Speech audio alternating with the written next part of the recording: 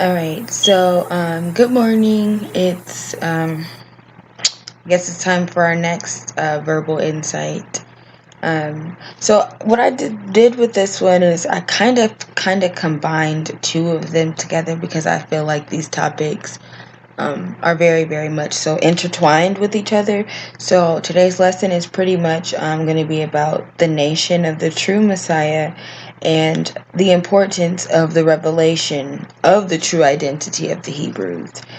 Um, a lot of deception, lots and lots of deception going on about just the identity of the true Israelites and Hebrews in general. Just a lot of deception. And the deception actually starts with the Messiah. Israel, who is your Messiah? There's always just been one deity, one God, one Savior, one Messiah, one everything. It's always been the same person, the Creator. Yeah, and for Israel, that does not change. It has not changed, nor will it ever change. The Messiah is Yah himself. The Creator is the Messiah. If we look at Isaiah 45 and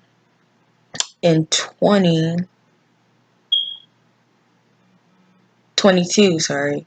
No, 21. We'll actually go to 21. Isaiah 45:21 says, "Tell ye and bring them near. Yeah, tell them, take counsel together. Who hath declared this from ancient time?" So from long ago. "Who hath told it from that time? Have not I the Lord? There is no God else beside me, a just God and a Savior. There is none beside me. Look unto me and be saved, all the ends of the earth, for I am God and there is none else." He says that he's the Savior. He's the Lord. He's the God. He's all of these titles because really, Lord and God and Savior and Messiah, these are not names. These are titles. And the Creator gets all of the titles. He gets all of them.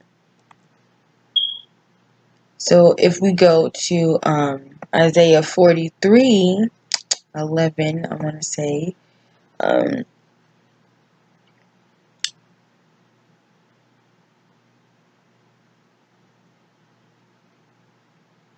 um, Isaiah 43:10. "You are my witnesses, saith the Lord, and my servant I have chosen, that ye may know and believe me and understand that I am he. Before me there was no God formed, neither shall there be after me. I, even I, am the Lord, and beside me there is no Savior. I have declared and have saved, and I have showed when there was no strange God among you. Therefore you are my witnesses, saith the Lord, that I am God." Again, he's telling us that he is the Savior. There's one more verse that is in Psalm 18. Psalms 18:2. "The Lord is my rock and my fortress and my deliverer, my God, my strength, in whom I will trust, my buckler and the horn of my salvation, and my high tower. I will call upon the Lord who is worthy to be praised, so shall I be saved from my enemies." The Lord is my rock and my fortress and my deliverer. There's three different things rolled in there into one thing. So we look back throughout the Bible, we'll see that Moses and Aaron and Joshua and David, they all called upon Yah, the Creator. There was no Jesus. They didn't call upon Jesus or anyone else. They had the same deity, the same God, the same Creator. They all called upon Yah, not Jesus. Miracles and wonders and signs and all of those things were wrought by the Most High Yah himself. He delivered us. He did never need the help of anybody else. So once you see that there is no Jesus, there is no other Messiah. So if you go to Deuteronomy chapter 32, verses 6,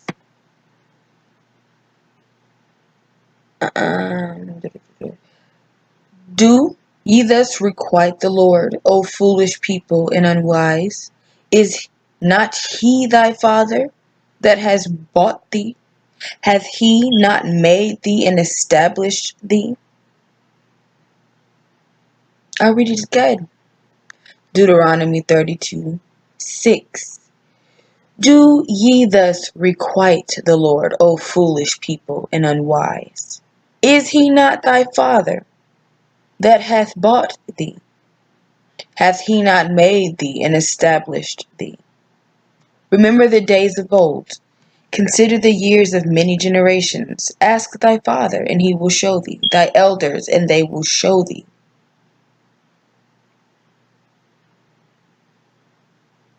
Sounds like Yah is telling us again that we are his children. We are his son. We go to Hosea.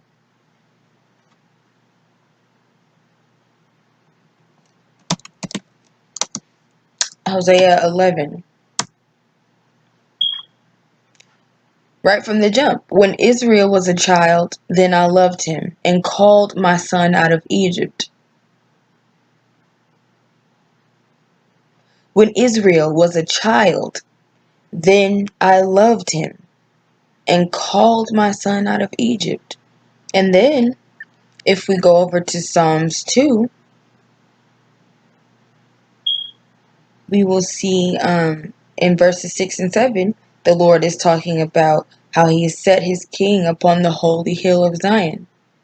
And I will declare the decree the Lord hath said unto me, Thou art my son.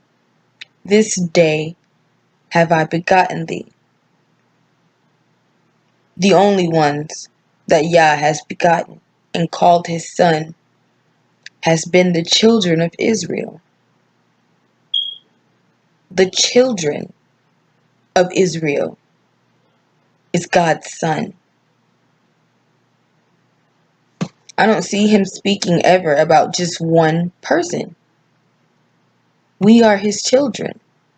And I can guarantee you the enemy knows that, okay? So we've just realized that there is no Messiah that's coming to rescue us, Israel, except for Yah himself, okay? He's the only one that's coming, that's going to be here to save us. Because everybody else is our enemy. Period. Yah has no son except Israel. Why do you think everybody else was confederate towards us? Because we are the sons of God, the sons of Yah.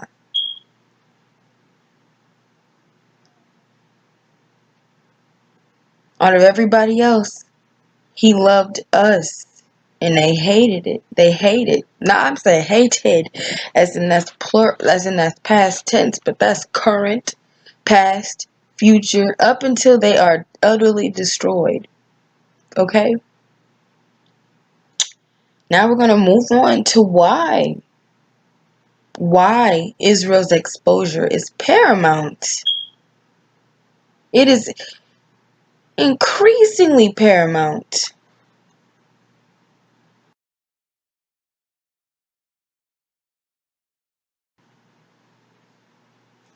It is paramount, okay? That the whole world realizes that We are the Jews because then okay, it's paramount. Okay, if we actually turn to Deuteronomy 32 again and go down to verse 8, verse 8 says, "When the Most High divided to the nations their inheritance, when he separated the sons of Adam, he set the bounds of the people according to the number of the children of Israel." So that means everyone else's blessing is based off of the children of Israel. We get ours first, and they get whatever is left, or whatever God had set aside for them.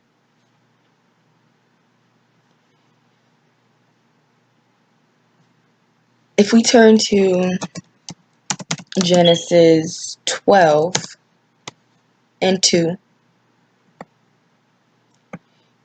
we see the Lord is talking to Abram, and he says, "I will make thee of a great nation. I will make of thee a great nation, and I will bless thee, and make thy name great, and thou shalt be a blessing." So Abram is the blessing, okay? "And I will bless them that bless thee, and curse them that curseth thee. And in thee shall all the families of the earth be blessed." The blessing was Abram. Abraham was the blessing. Him and his seed was the blessing on the earth, upon the earth. Those people who do not bless Abraham and his seed, the children of Israel, will not be blessed. Those who bless Abraham and his seed, the Israelites, will be blessed. The Gentiles, the heathens, Hamites, and everybody else, they get their blessings through Israel. It's more like Israel is more like a conductor of blessings. Think of it in that way. Nations want to get blessed, they cannot except for through Israel.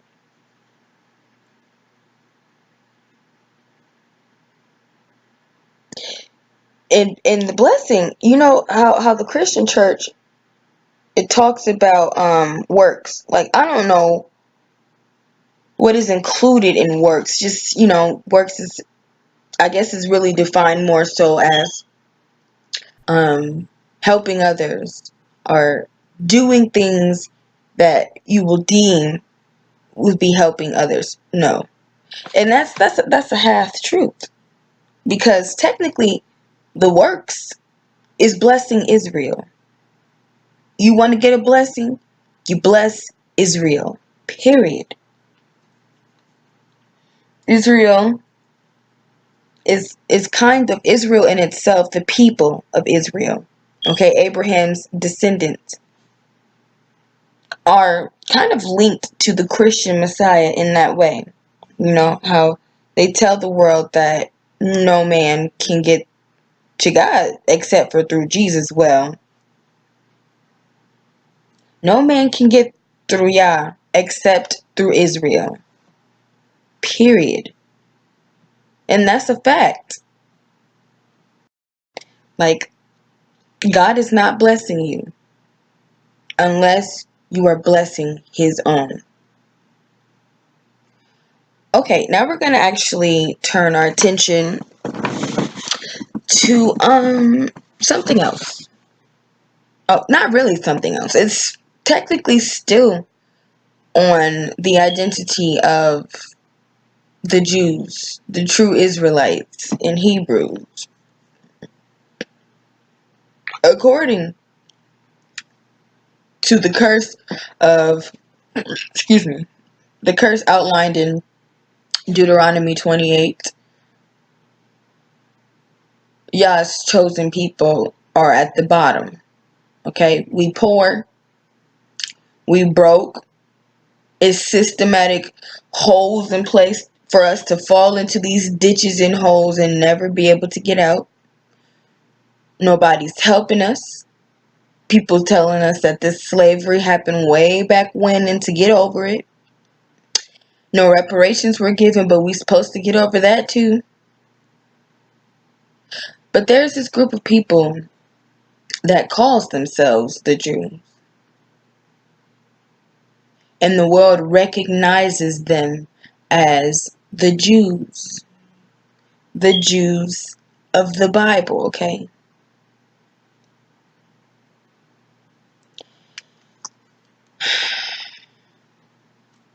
I don't even know how to tackle this for real, for real. I guess the easiest way to kind of get an understanding about this is to try to realize that the way that the world is set up, right? The way that it is pretty much designed, capitalism and all of these isms and random definitions for words. The English language is cursed in general, so it's a lot of trickery and deceit just within the English language in general. But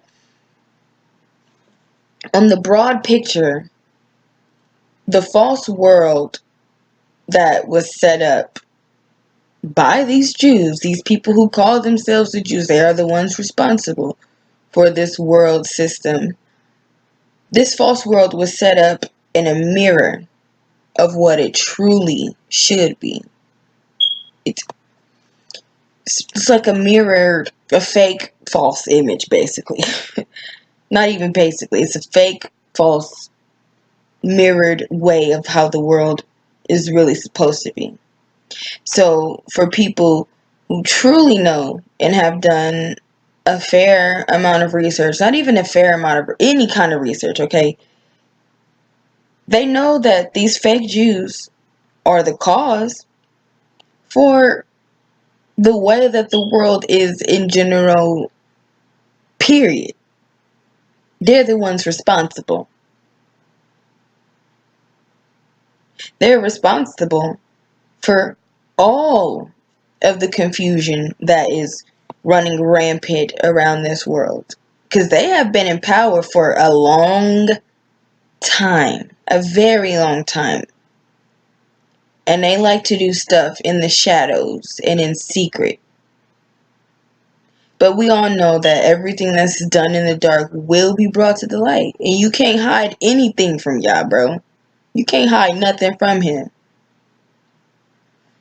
So they're the ones who are responsible. They changed the names and nationalities of different people and gave them to whoever they felt like needed to fit to maintain this deception. They flipped the world map upside down and changed the names of locations. They brought in the Roman Catholic Church and its 7 heads, which are its different main religions. Because I tell you, all of these religions came from the Roman Catholic Church. It has 7 heads. It is literally the beast of Revelation. The Roman Catholic Church is. They have imposed NASA and all of these other deceptive world systems and organizations to keep these lies going, just lies, just implementing all, bruh. They took our actual identity. They're the ones who actually took our literal identity, okay? Which means they usurped our blessing. And they are the literal seed of Satan, bro.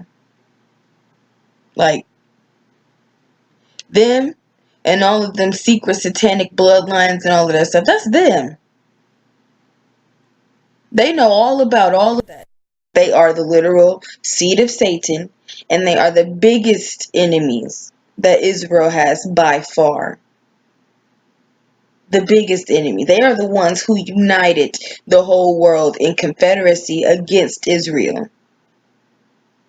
And it shows. They got the most money. They different from white people. The ones that identify as Caucasians, they don't call themselves Caucasian. They call themselves Jewish. Them Caucasians, the ones that came from the Caucasus Mountains, are just the heathens, the beasts of the field that they educated and primed up and fed them these lies to make them seem like they're something better than they truly are. I need y'all to know that these people, these false Jews, are responsible, okay? They're responsible. And you know who their leader is. The Bible tells us clearly who they are. The synagogue of Satan, bro. Some of the biggest Jewish family names who are responsible for funding nearly everything. Everything. The Rothschilds, the Rosenberg, Zuckerberg, Hassenfield, Ellison, Bloomberg, anything with a berg on the end, pretty much. Weiner, Soros, not to mention the vast majority of Jewish programs and Jewish family-funded everything. Everything, okay? Everything that has an evil roots in sorcery and magic, all of this other evil stuff that Israel is not supposed to, be dipping and dabbling in. That all of that was wrought through these Jewish people who's claiming to be the Israelites, but they're lying. Liars. Clearly, they are at the top. They have all the money.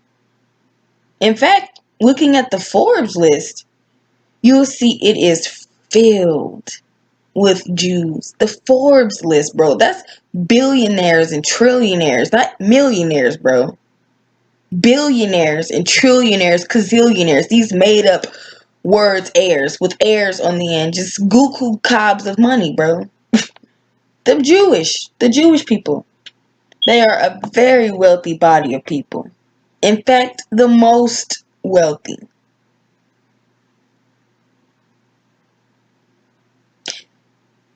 So how could they possibly ever be Israel? Because at the top is not where Israel is supposed to be. Period. Israel and her lands are to be desolate, trodden down, until the time of the Gentiles. Period. We are under a curse until the time of the Gentiles is complete. Period. We are not prosperous. We are not rich. We do not have reparations. We do not have land. Nobody is helping us. And all of these things are exactly and directly contrary to the treatment of these people who claim to be Jews over there in Palestine. The Roman Catholic Church has deceived everyone into believing that they are us. Based on their stature in the world, we would be somewhere else in prophecy altogether. You have to remember that the state of the world, okay, and its peoples are based on Israel. It's based on how well Israel is standing and able to obey the laws and statutes and commandments. According to the world's timeline, which is something that was wrought and brought about and promoted by these fake Jews, according to their timeline, Israel is already dwelling in the land, and the third temple is to be built, and they are waiting on their Messiah. What are they waiting on a Messiah for? They are already delivered. They are already in the land. They are already building the next temple. They have no need to be delivered. They are the wealthiest people on this earth. So what are they being delivered from? Okay? They are the synagogue of Satan. And they are waiting for someone and something else. Remember, they've already been delivered. True Israel is still in captivity, being ignored in captivity by the whole world.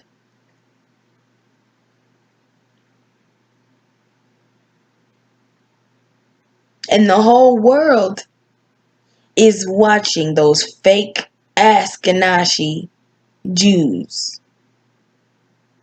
who are the seed of Satan, the seed and the synagogue of Satan. They are working to bring back the one and only Azazel, who is Satan, Lucifer, whoever, Azazel. Okay? That's who they are bringing back for themselves and for the world. While Yah is moving to get his own. Two totally different kingdoms are being set up spiritually. This is a spiritual battle by all fronts. The level of lies and deception is very quickly reaching perihelion. And this twisted system of lies cannot hold for much longer. While the world is watching them, entranced by all of Azazel's layers of deception, Yah is moving quickly and precisely on behalf of his children. This world is hinged on a lie that once revealed will crumble the entire system to the ground. The truth always wins. Keep studying. That's all that I can advise of you. Keep studying. Keep these things in your heart and your spirit. Dwell on it as much as possible. Yah seeks those who seek him. You have to actually want to know. Okay? It's amazing the things he will reveal to you.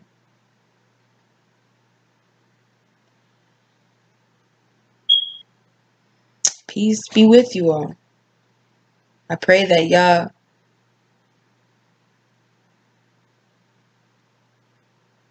rests on your hearts. I pray that he rests on your hearts.